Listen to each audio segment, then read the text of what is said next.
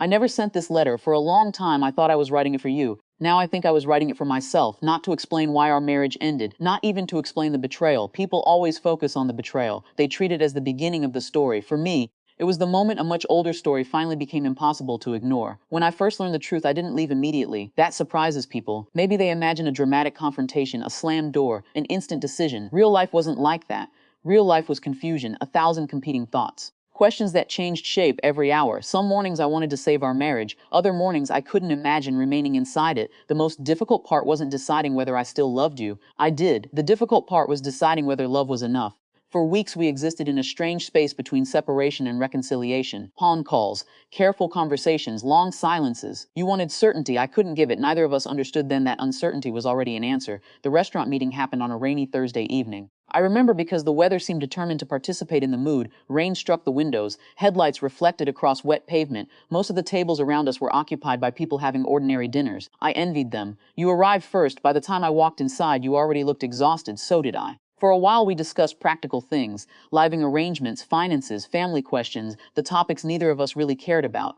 Eventually the conversation reached the place we had both been avoiding. You leaned forward, your voice softened. You told me we could rebuild, that we could move forward.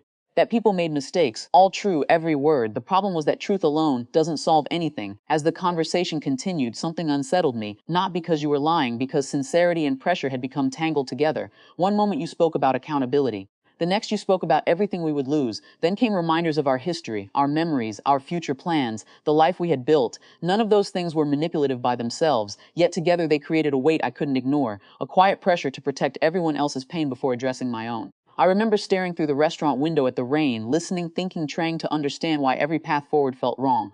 Then I remembered something my therapist had said weeks earlier, a sentence I had dismissed at the time because it sounded too simple. Trust is not rebuilt by convincing someone to stay. It is rebuilt by creating conditions where staying becomes possible. At the time, I hadn't fully understood what she meant. Sitting across from you that night, I finally did. For months, I had been carrying responsibility for both sides of the recovery, evaluating your remorse, managing your fears, balancing family expectations, protecting other people's hopes, trying to determine whether reconciliation could work. I had become so focused on saving the marriage that I stopped asking whether I was healing inside it. That realization changed everything. Not instantly, quickly, like a door unlocking. You asked what I was thinking.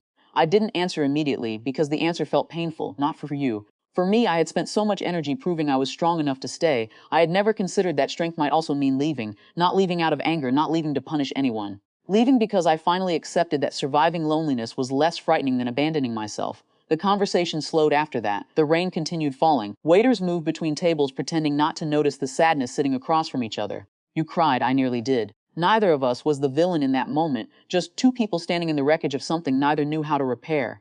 Eventually I told you the truth, the simplest truth I had spoken in months. I forgave you. The word surprised both of us, because forgiveness wasn't the conclusion you expected.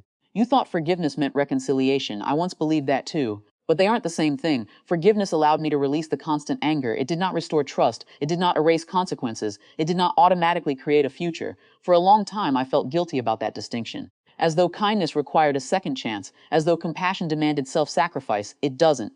Sometimes compassion means wishing someone well while accepting they can no longer travel beside you. When we finally stood to leave, the restaurant had nearly emptied, the rain had softened.